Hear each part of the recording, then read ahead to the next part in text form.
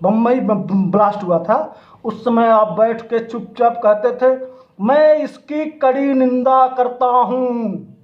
जिस तरह से आज आप समझा रहे हैं उसी तरह से कह रहे थे, कड़ी निंदा करते थे, कड़ी निंदा करता हूँ। और यहाँ देश के नौजवानों का खून जलता था। कोयला घोटाला, 2G घोटाला, 3G घोटाला, 4G घोटाला, फला घोटाला, पड़ा घोटाला, पड़ा घोटाला, घोटाला घोटाला खेल रही थी एंटोनियो माइनो।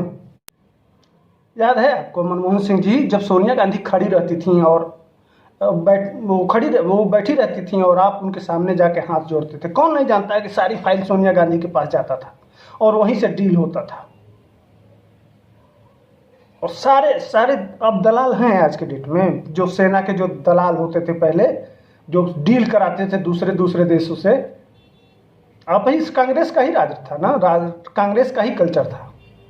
आज के डेट में है देश से देश का हो रहा है, कोई बीच बिचौलिया है ही नहीं। आप लोगों ने जो देश को दिया है ना, वो देश सब समझ रहा है। अब असली भेद खुल रहा है। आप लोग इस देश को जो प्लानिंग कर रहे थे, आप कितनी बार बॉर्डर पे जाके ललकारे थे जी, जिस तरह से। अरे कम से कम कुछ सोचने और समझने के लिए कि प्रधानमंत्री बोल रहे हैं तो गलत, तो मैसेज दुनिया को गलत जा रहा है। बड़ा पद है, आप बोलते ही नहीं थे। यही ना कहेंगे कि हम बोलते ही नहीं थे तो बहुत अच्छे थे। याद है संसद में पप्पू आपका ऑर्डिनेंस फाड़ दिया था, याद है? हिम्मत है कोई मोदी का कलेजा है किसी भारतीय जनता पार्टी के सिपाही को किसी ऑर्डिनेंस को छू भी दे? और आपका कलेजा था उस समय, बोल देते, आपका ऑर्डिनेंस फाड़ दिया गया था। है हिम्मत, था हिम्मत है, था। टोपी लगाते हैं, सरदार हैं, 1.25 लाख पे एक लड़ाऊं। अरे आप इस देश के कलंक थे। और सोनिया ने अपना सबसे, अब क्या कहूं, बहुत सारे कांग्रेस में नेता थे, डर के मारे उनकी फट रही थी कि, और आप सबसे बड़े चमचे थे।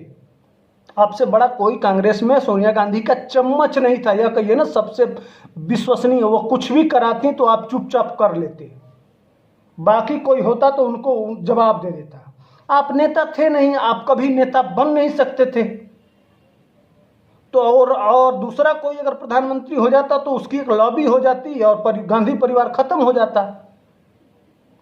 यह कहिए कि आप कभी राजनीति से जुड़े हुए नहीं थे। आप तो हवाई सिर्फ वित्त मंत्री के नाम पे थे, राजनीति करते थे, आपको बेचा जाता था, आप बिकाऊ थे, माल आपका रेट था फिक्स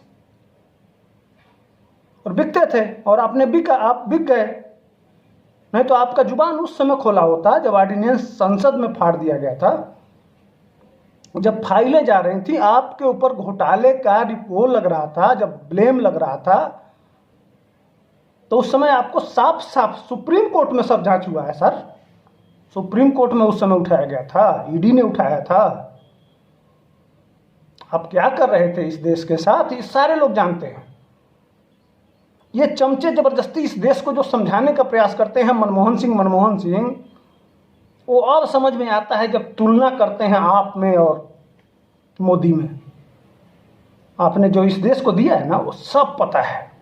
नहीं तो ऐसे चीन से लड़ने के लिए हथियारों की कमी नहीं पड़ती।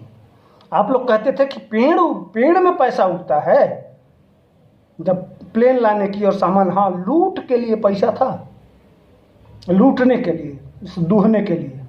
आपके वित्त मंत्री गोभी में करोड़ों रुपया उगा देते हैं। सारे आपके मंत्रियों का देख लीजिए, ITR उठा के देख लीजिए, बिजनेस उठा के देख लीजिए। सबसे बड़ा बिजनेस उनका खेती था।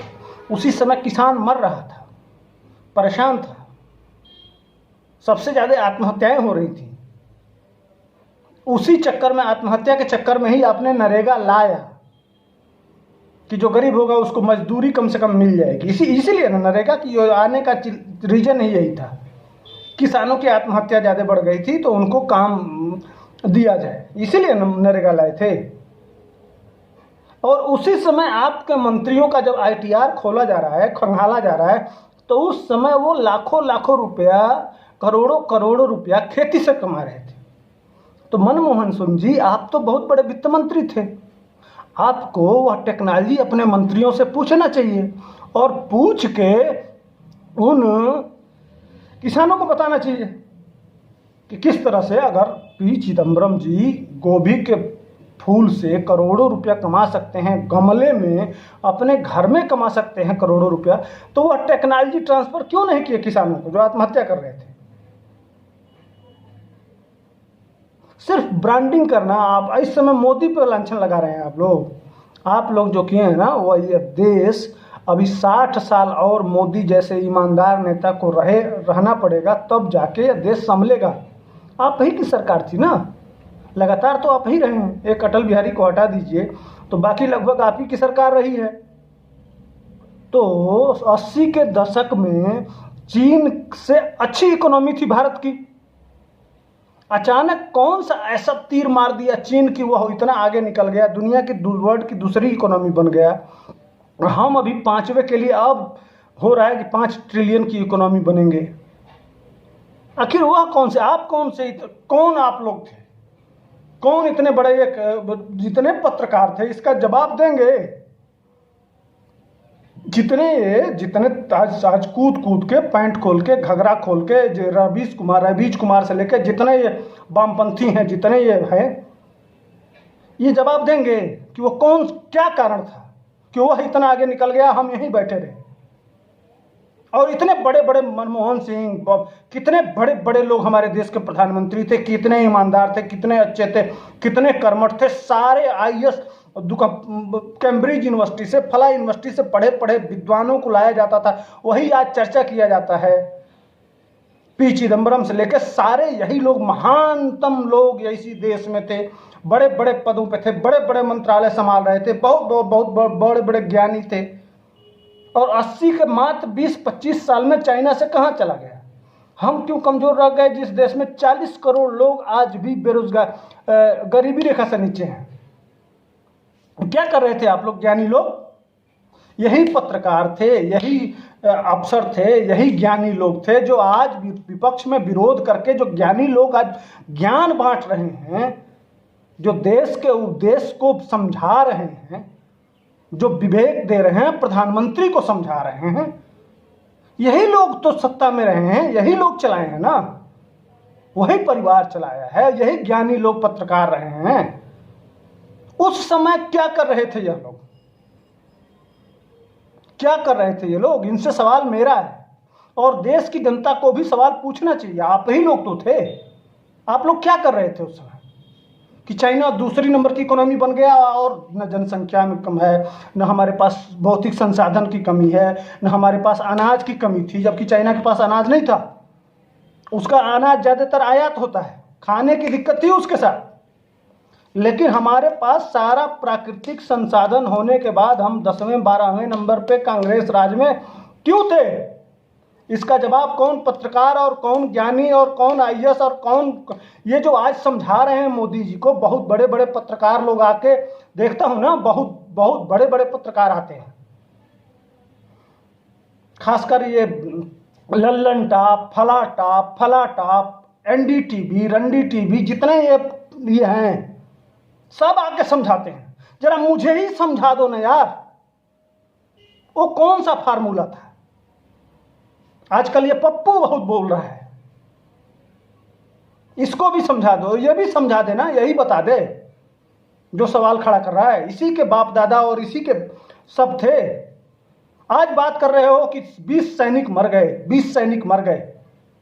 उस समय कहां थे जब 2000 सैनिक श्रीलंका में जाके मर गए हमारे? वही राजीव गांधी ने भेजा था। उस समय यह दर्द क्यों नहीं उपटा? आज जो 20 सैनिकों पे घड़ियाली आंसू बहा रहे हो, रो रहे हो, चिल्ला रहे हो, वो दर्द उस समय होना चाहिए ना। शांति के नाम पे ले जाके 2000 अपने ही लोगों को, अपने जो हमारे तमिल भाई थे, जो इसी देश के नागरिक थे, उनको मारने के लिए यहां भेज दिए राजीव गांधी, और 2000 हमारे सैनिक मर गए। कौन जवाब देगा? नागरिक के नाते मांगता हूं मैं। हर नागरिक पूछना चाहता है, जानना चाहता है, समझना चाहता है। दो जवाब तुम लोग। कोई जवाब नहीं है। तुम लोग इतना पाप किए हो ना, जितना पाप किए हो, उस पाप को धोने में मोदी जैसे लोगों को बहुत टाइम लगेगा। और तुम ही लोगों ने उसको, मोदी को मोदी बनाया है। और कोई बात नहीं थी। इस देश में जितनी बीमारियां थी, जितने ये तुम आतंकवादी बुलाना, देश का किस तरह से दिमाग भटकाना, 6-7 साल हो गया ना कोई भ्रष्टाचार साबित कर सके सुप्रीम कोर्ट में, न चारों तरफ। उस समय आपको मनमोहन सिंह बोलने की बात थी तो वो मुंबई में अटैक हुआ था, याद है? बम्बई में ब्लास्ट हुआ था, उस समय आप बैठ के चुपचाप कहते थे मैं इसकी कड़ी निंदा करता हूँ। जिस तरह से आज आप समझा रहे हैं उसी तरह से कह रहे थे, कड़ी निंदा करते थे, कड़ी निंदा करता हूँ। और यहाँ देश के नौजवानों का खून जलता था, और वहाँ फाइल सोनिया गांधी के पास जाके आराम से कोयला घोटाला, 2G घोटाला, 3G घोटाला, 4G घोटाला, फला घोटाला, पड़ा घोटाला, पड़ा घोटाला, घोटाला घोटाला खेल रही थी एंटोनियो माइनो। यही चल रहा था ना इस देश में। 150 लोग मार दिए गए। कहाँ ज्ञान था आपका, कहाँ क्रोध था, कहाँ गुस्सा था जो आप सैनिकों पे दिखा रहे हैं? उस समय दिखा दिए होते तो हम आज इस हाल में नहीं होते मनमोहन सिंह जी। यही देश का दुर्भाग्य रहा है। काश आप उस समय दिखा दिए होते, लेकिन आप नहीं दिखाए। आज आपको बोलने का कोई अधिकार नहीं है। आपको सुसाइड कर लेना चाहिए। आपने जिस तरह से पाप किया है ना इस देश के साथ, आपको आत्महत्या कर लेनी चाहिए। मेरा यह सजेशन है कि आप अगर आप अपने उनसे गुरु नानक देव से आप प्रार्थना करते हैं, उनसे पूछिएगा, रात को सपने में आएंगे और आपको बताएंगे कि आपने इस देश के साथ क्या किया, कितनी ईमानदारी से किया, क्या क्या किया। प्रधानमंत्री ऐसा होता है जिसकी फाइल दूसरे के पास जाए, एक विदेशी महिला जिसका कोई भरोसा नहीं देश कर सकता।